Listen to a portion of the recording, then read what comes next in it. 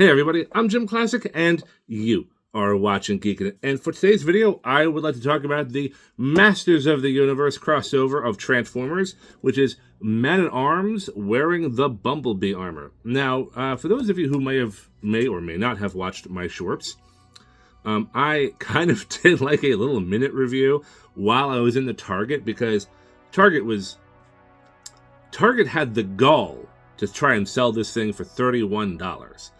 And I basically outright said, no, I'm not going to spend $31 on this figure, because I don't think it's...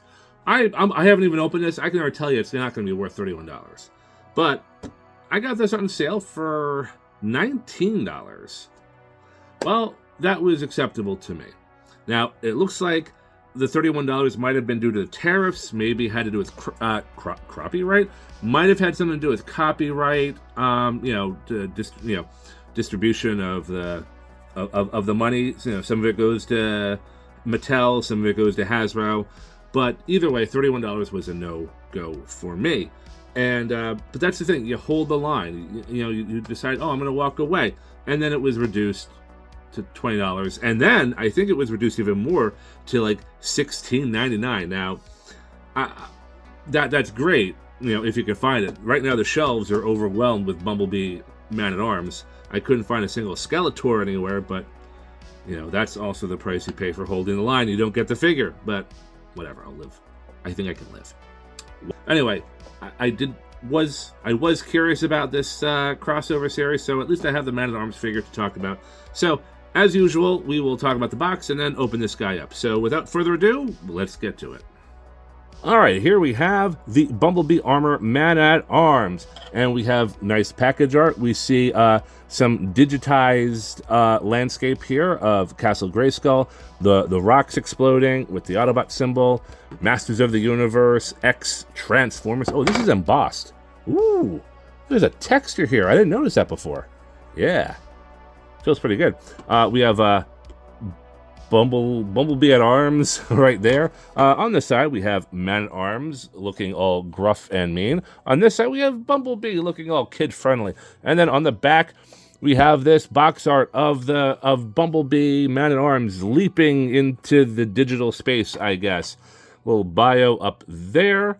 Accessories, what he can do right there. And that is pretty much that. This is a nice package. It looks really good. And now I'm going to open it up and destroy it.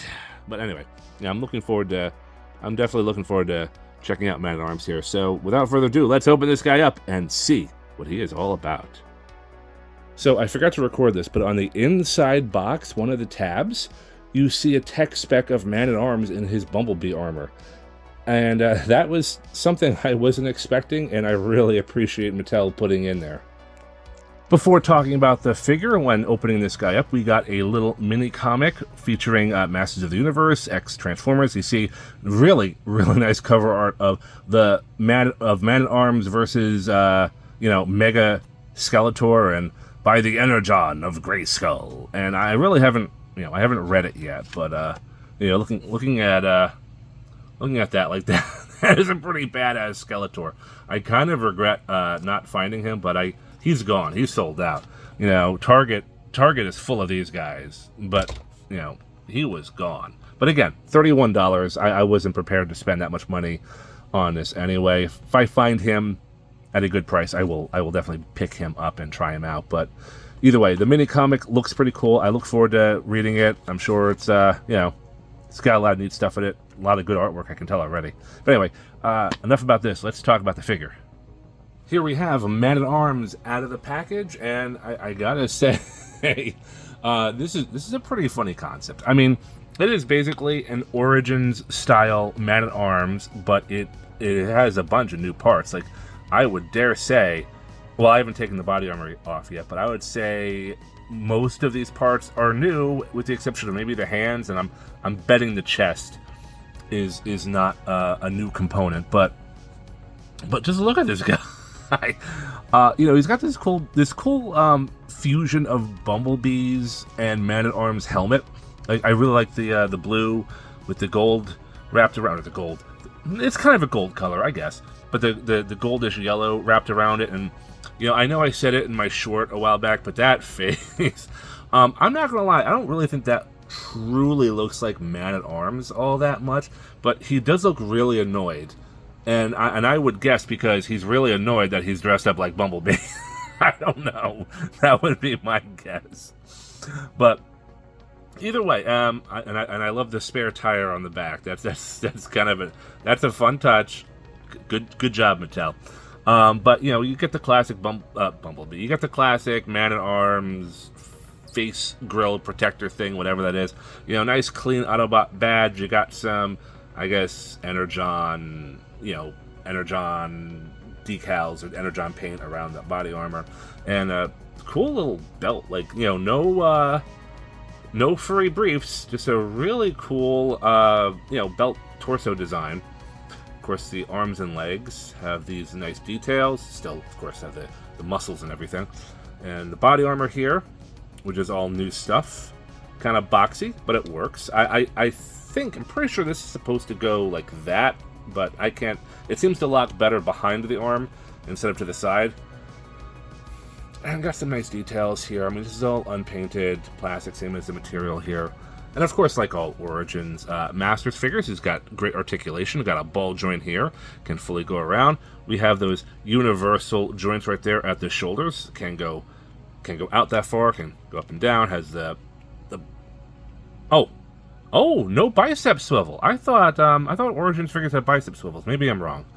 But either way, there's an elbow swivel, because as you do, and it has the bend right there. Of course, the wrist swivel, can swivel around, go up, go down, waist rotation. Of course, got the ball joints there in the hips, can't go out that far, can't really go back that far. I'm not gonna stress the tolerances here. The knees feel very exceptionally tight, but you can see there's some room there for flex, but I don't know, it just seems very tight, and I don't feel comfortable doing that, so that we might have to take points away. Shin rotation, of course. Of course, we have the ankle flex, the toe point, and an ankle pivot so extreme you break his ankle. Now, of course, much like these Origins figures, they all disassemble. You can just, you know, take the arms off like that. I've never really demonstrated this for Origins figures. I don't know why. I just never have. And the body armor is very pliable plastic. Okay, so we have a regular Masters torso right here. I kind of suspected that. But the body armor is very flexible stuff. And this gives me an idea. And I think I will be right back. Alright, so here is an original Masters of the Universe Buzz-Off, and I was really just kind of wondering if I could get some of the Bumblebee armor onto Buzz-Off here. This would not fit because of the wings. I was able to get the shoulder pauldron on and the shin guard here, but this wouldn't even fit because it wouldn't go around the claw. You know, I think a reason why Man-at-Arms might be so upset is because he's dressed like Bumblebee. Well, you got Buzz-Off right here, and I'm pretty sure there's an Origins version. And if not, there probably should be by now. But, like, maybe cosplaying him as Bumblebee would have been the better idea. Like, I mean, I think this stuff could have worked on a Buzz-Off character. A similar type of armor, except make room for the wings and all. But, I don't know. Just my thoughts on that. I just had to see how much of the armor I could fit on him, and it wasn't much. Anyway, aside from all that, Man-at-Arms does come with a lot of accessories. Of course, starting with, we do have his classic mace, and it's done in that same yellowish, goldish kind of plastic. Got some black highlights there with some blue Energon stuff, and he does hold it well. You can hold it in either hand because, unlike many Masters figures, he actually comes with 2 gripping hands, so that's pretty cool. And of course, the fun thing is, with the mace, he also comes with an Energon blade, which does attach to the end of the mace. So you have a mace-bladed weapon staff kind of a thing. And, you know, I think the Energon weapon looks good. It is just in kind of a, not smoky, but it's like a translucent clear plastic, but it's like, it's not fully translucent. You can't fully see through it. There's a word for it, and it's escaping me right now, but it's a semi-translucent clear plastic. Anyway, he does hold, you know, the mace does hold to it pretty well. But there is also a shield. A shield which you can also attach the Energon blade to, so it looks like Bumblebee's arm blade. You usually see this type of weapon for Bumblebee with the Bayformers movies. It attaches to either arm, even though the right arm is probably the only arm that could really hold it without removing any body armor. But it looks good. It's a very, very cool weapon, and he could hold the blade and shield with the right hand and the mace with the left hand.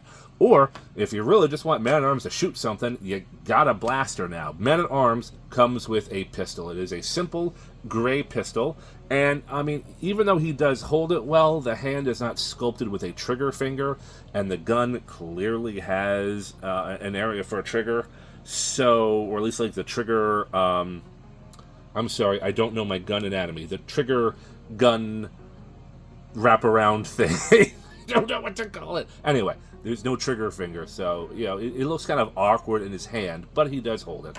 And last but not least, he does come with a blast shield for his face. So it is clear plastic with painted yellow, and you clip it on each side of the helmet, and it just kind of locks on to Man-at-Arms' face pretty darn well. And I love how you can actually see his eyes through the visor. That is a great touch. I'm glad they had that forethought. Instead of just painting it like an opaque color or something, you can actually see those eyes.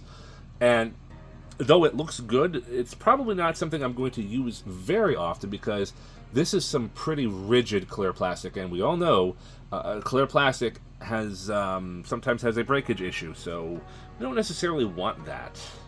We don't want that to happen, at least. But it is a nice feature, and it's there if you want it. If you just want to turn Man-at-Arms into a Bumblebee pretender, I suppose, just put the mask on, and you never have to. We never have to see the human face part. He could just be like a pretender shell. Oh my god! Sorry. Yeah. This could be. This could be a pretender shell thing. Ooh, I like that idea. I like that. I like that. And even though pretenders did have human faces, so I guess that still could work regardless, with or without the mask. But anyway, I like the pretender idea thing, and just using Man-at-Arms as a pretender shell. I mean, it's goofy. Why the hell not? That's the whole point of crossovers, is just a what if,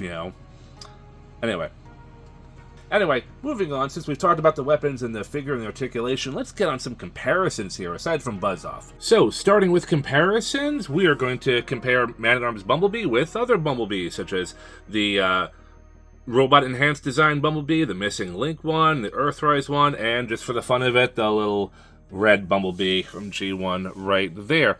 And I can't say that he scales in well with any of these Bumblebees, unless we're factoring in the pretender shell idea. But other than that, here is how he looks with at least other Bumblebees.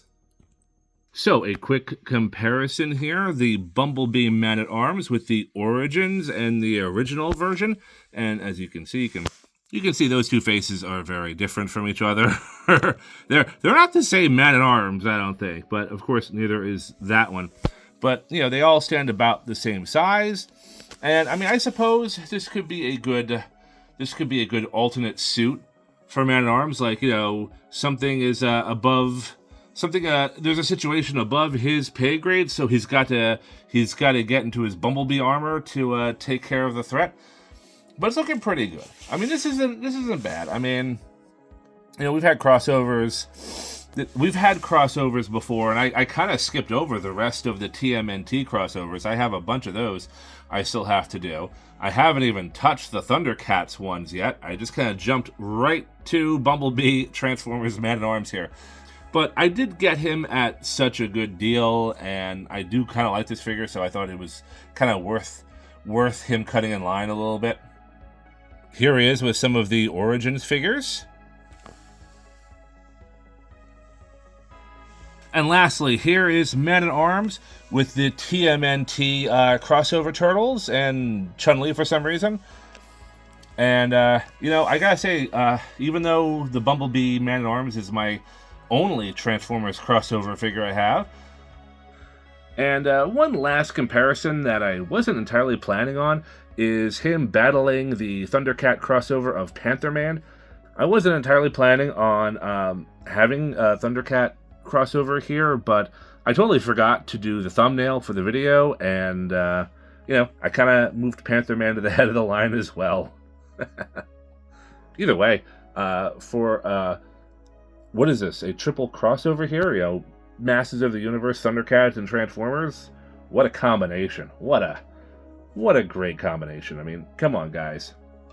Truth be known, I can never remember if I'm a Gen X or a millennial or whatever growing up in the 80s, but I will say this. For all of my fellow midlifers out there, isn't this the kind of crossover you kind of dreamed of? Thundercats meets Masters of the Universe meets Transformers? I mean, come on. This is just pure 80s nostalgia right here, just wrapped up in a couple of toys. I'm liking what Mattel is doing with these crossover figures. I mean, I haven't looked at the Thundercats ones yet. I still have a couple of them I haven't opened. But this is kind of reinvigorated me to get back to my crossover figures, because I kind of let that dwindle for a bit.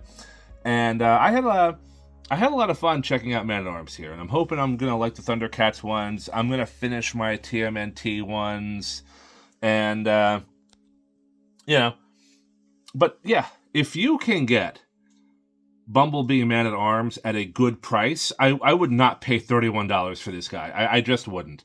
But if you can get him for $20 or $16 even, which is better, I would say pick him up for that price. Yeah, that's it. That's been my look at the Masters of the Universe crossover with Transformers, Bumblebee Man-at-Arms. Please tell me what you think about the figure, if you have him. Let me know if you have Skeletor. I want to know how he is. But that's it for me. I think I'm out. I'm JimClassic. You have been watching Geekin, and I will see you guys later. Take care, everybody.